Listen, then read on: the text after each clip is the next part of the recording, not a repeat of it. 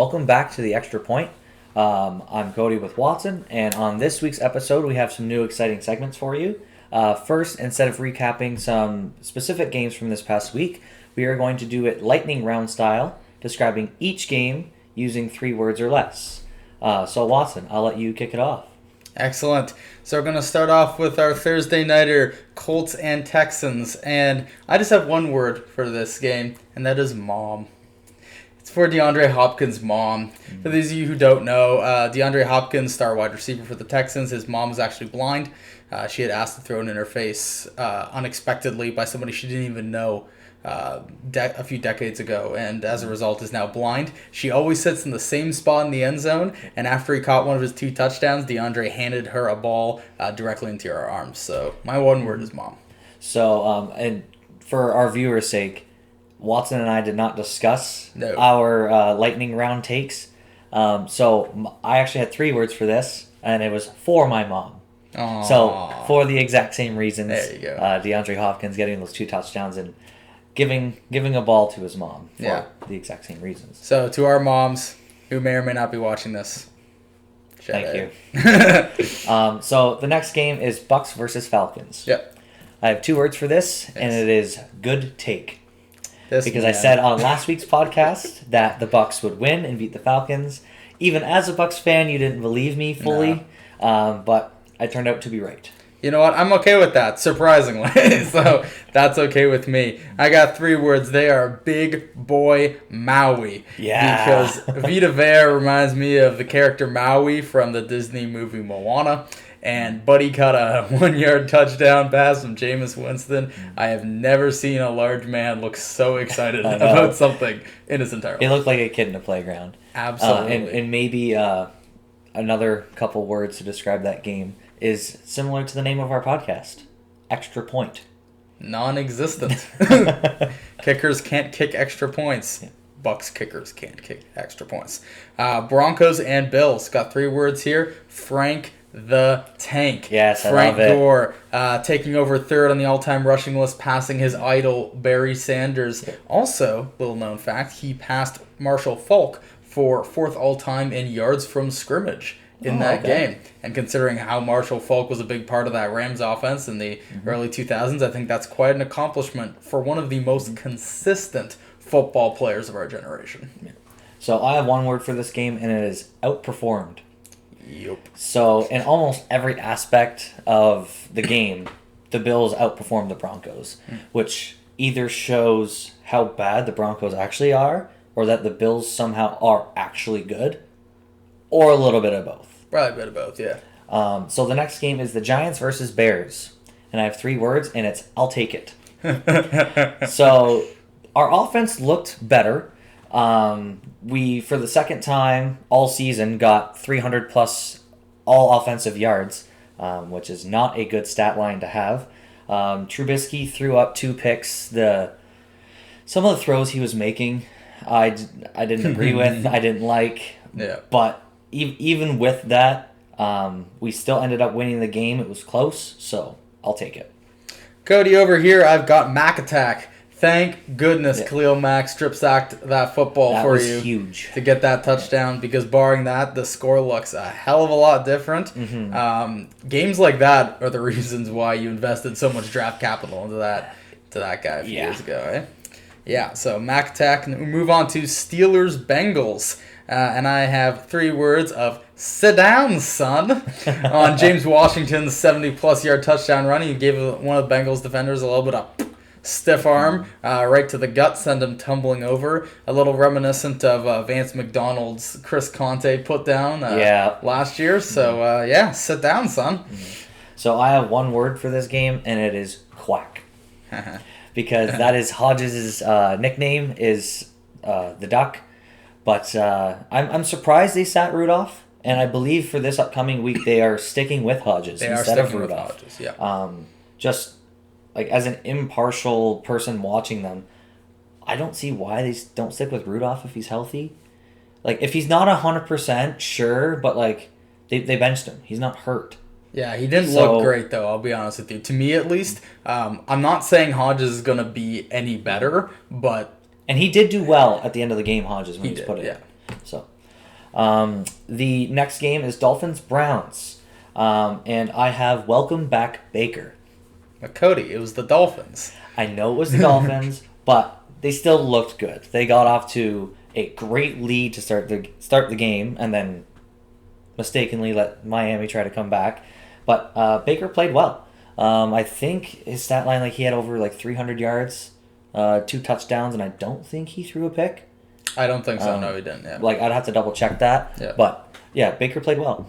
Yeah, he did. You know who played well is this bin over here of clean Landry. That's right. I love it. Jarvis Landry, 10 catches, 148 yards, and 2 TDs. You know, people keep on harping about Odell Beckham, and they forget that as of this moment, the best receiver on that football team is the former Dolphin, Jarvis Landry. Yep. But he just keeps on ticking. Next game coming up is Panthers-Saints. And... you know, the word I have here is vindication, because they almost lost to a pass interference penalty. And how awkward would that be after the whole Rams-Saints fiasco from previous year, that this year they would lose on a pass interference penalty. However, Joey Sly missing the field goal, they march back down the field, and Will Lutz wins it for them. Vindication. So, with regards to Joey Sly, the 3 words I have, it's no good. It was 28 yards, and he missed it. I know there's that defender coming over the middle, sure, but even still, you have the entire left side of the uprights. Absolutely. And from 28 yards away, you're not curving the football. Just kick it normally and hope he doesn't make contact with it. It's a chip shot, right? It's a chip shot. Just put it up and over him if you have to. Exactly. And take less distance on it because you're going to make it 28 yards. So my 3 words were, it's no good. For the Jets-Raiders... for those 90s kids, I have Hey Darnold. Because he didn't look too bad, and the Jets completely slapped the Raiders. They slapped them. Slaps. So I'm not too sure what to take away from the Jets, but it was a good performance from Darnold, and if he can keep that up, we'll see a better Jets team probably next year. I had very similar. My words were... Darnold is good ? Because this game very much confused me. Oakland is not that bad of a team, so you start to wonder maybe we've just been sleeping on the Jets for too long, and the fact that they were without a competent starting quarterback made us categorize them at the bottom of the barrel. Jets now are up to, I want to say, I don't want to be wrong here, 4-7. They might not be as bad of a team as we thought they would. They could be very much more middle of the pack. Yeah. Next game is Lions-Redskins. They need Stafford. And it was very much proven by this game. Matthew Stafford is always slept on every year as to how good he actually is, right? And I mean, the problem that we face here is that last drive. You know, the Lions had the game in the bag. They were driving around the middle of the field. Yep. And our friend Jeff Driscoll said, "Hi, here is an interception. Have fun. Go win the game, Dwayne Haskins."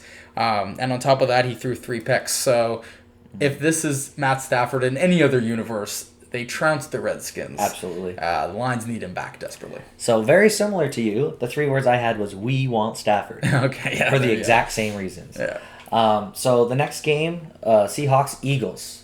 2 words I have is free money. Because, again, on last week's podcast, I mentioned that the Seahawks were somehow unfavored against the Eagles. Yeah. I thought this was just a terrible line, so take advantage of it, and the Seahawks came out on top.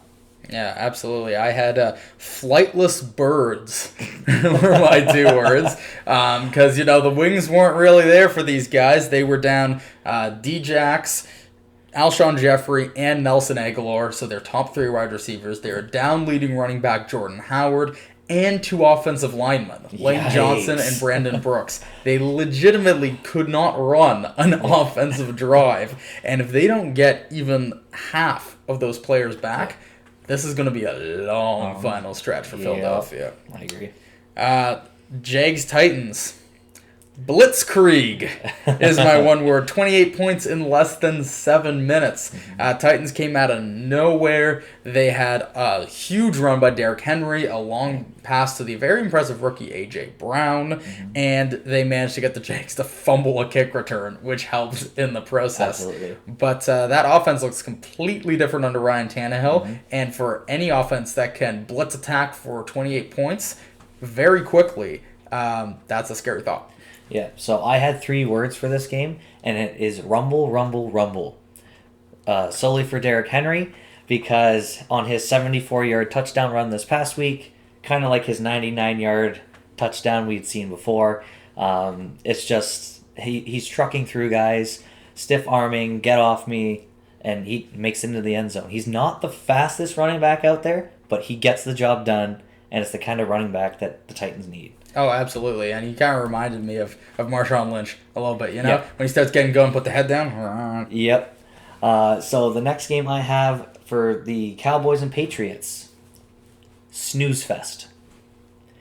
So the second half, similar to when the Patriots played the Eagles, was very slow. There wasn't a whole lot happening. All game, either team could barely get a third down converted. It was just... Like, the final score is 9-13 in favor of the Patriots. Yeah. That's not high scoring. That's not really entertaining football. So, it's kind of boring to watch. Absolutely. My 3 words were Dallas in chains. For all you Alice in Chains fans. They got shut down. Number 1 offense in the league. And, yes, it was wet. And, yes, it was windy. But that's no excuse for putting up 9 points. And I think Jason Garrett, even after the game, admitted that you know, you can't treat the conditions like that. Amari Cooper didn't have a catch in the entire game. Yeah. And, you know, Zeke put up about, I'm going to say roughly, 86 yards here. So they didn't really get the ground game going or the air attack going. And they just got locked down with a couple of, you know, New England chains. Packers 49ers. Yikes. That's not my word. That was my reaction. The words were Kelsey who? Because George Kittle is looking like he wants to take the role of number 1 tight end in this league, but he doesn't even have a bone in his ankle, and he still runs for a 61-yard touchdown catch.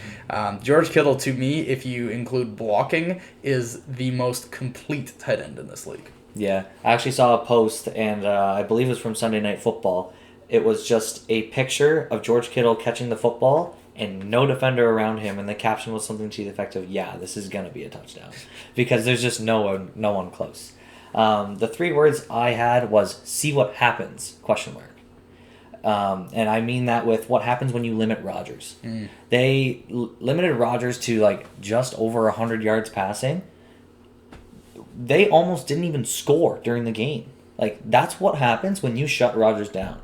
Green Bay is too dependent on Rodgers. He's that key to their offense. If he's not there, Green Bay's not there. And we kind of saw that from this last game. Yeah. So the final game of the week was the Ravens-Rams. And the 2 words I have is Lamar Jackson. What else do you need to say? Because once again, his performance was just dominant. He had, 5 touchdowns?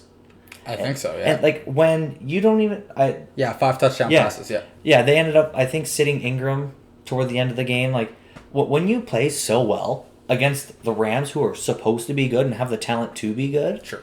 If you play well enough to, start sitting some of your starters, that is just unreal. That is amazing. I almost don't believe it. And they are an AFC powerhouse this year. Absolutely. My 2 words, Jared Goff. How do you get paid that much money and proceed to throw for, let me see here, 212 yards and 2 interceptions on Monday Night Football? Jared, what are you doing? Honestly, this man literally milked the Rams for their money and is now running away with it. This year has been absolutely atrocious. He has no excuse anymore. Yep. He's got Woods, Kupp, and Brandon Cooks all healthy. Figure it out. Yeah. So that wraps up the weekly recap using the lightning round. If we get good responses on it, we'll use that going forward to kind of recap the week rather than some specific games. But for our next segment, in the spirit of Thanksgiving coming up this week, American Thanksgiving. American we should Thanksgiving, clarify, yeah. American Thanksgiving coming up. In bowling, a turkey is when you get 3 strikes in a row.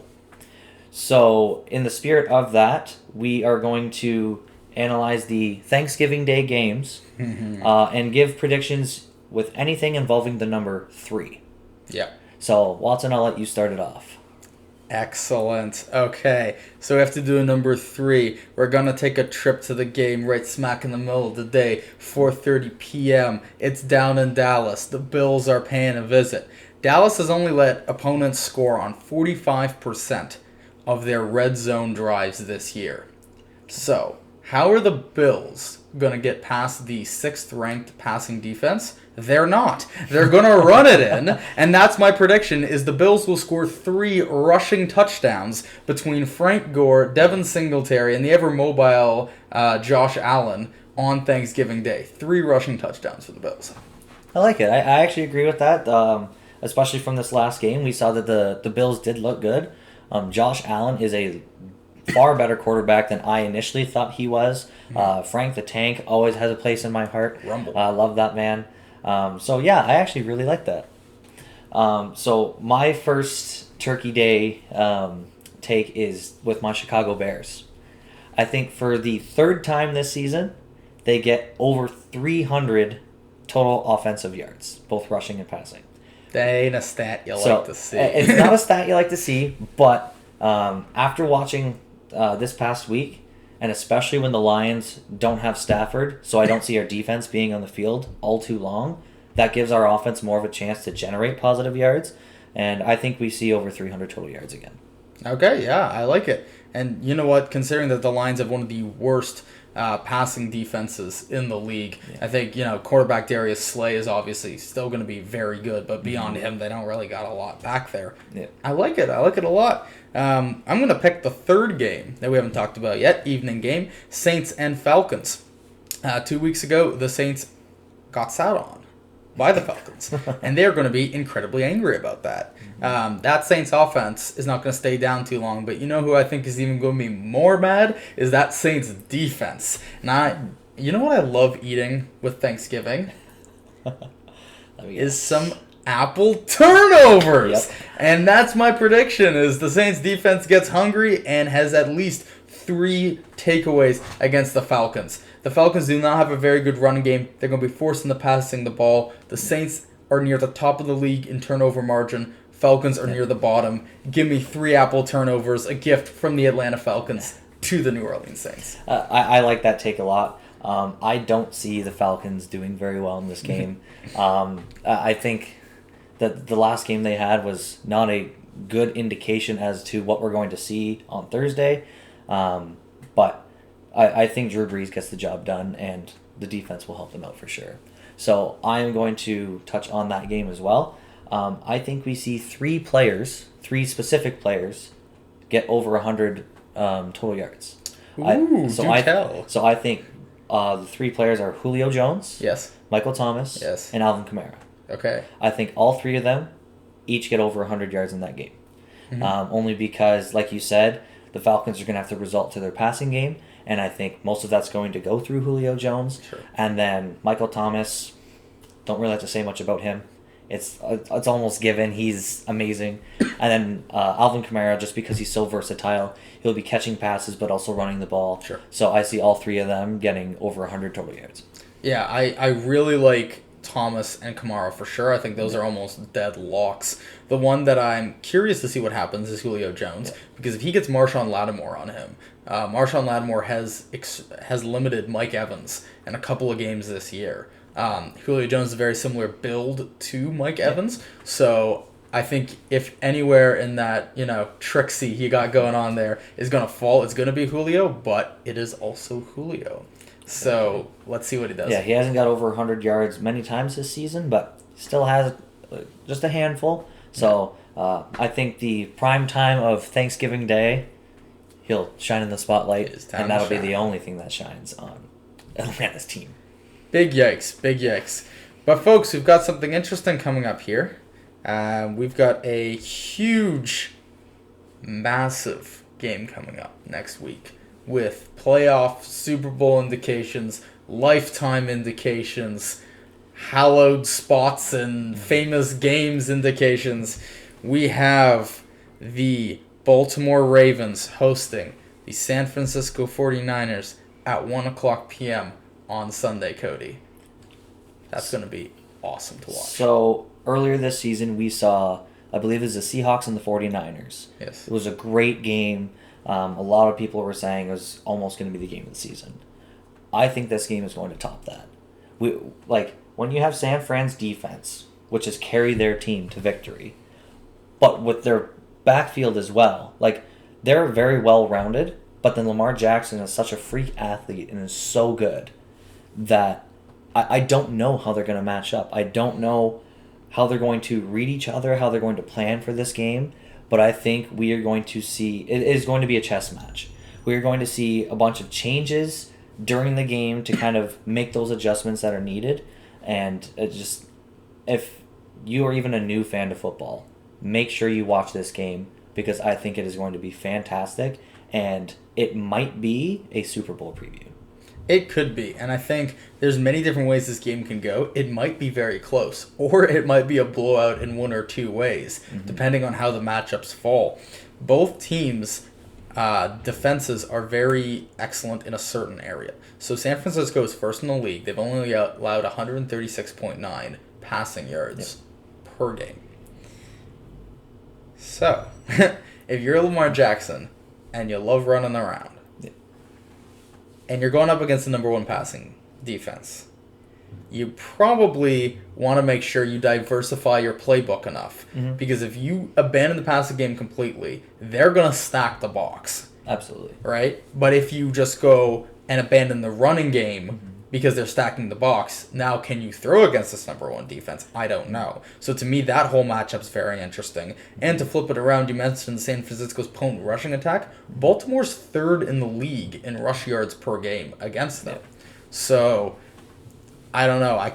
I see a lot of very intriguing matchups. Yeah, kind of like you said, with if they cut off the passing game completely, the Niners are just going to stack the box.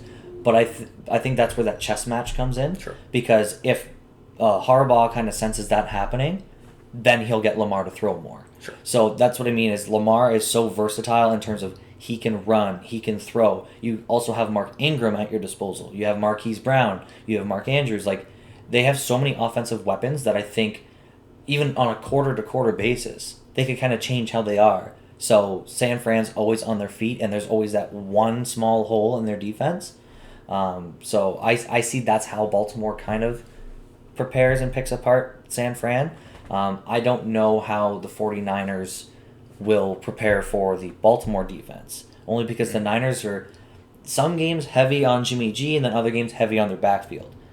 But I can't recall very many games this season where we've seen both, so I just don't know which approach they're going to take.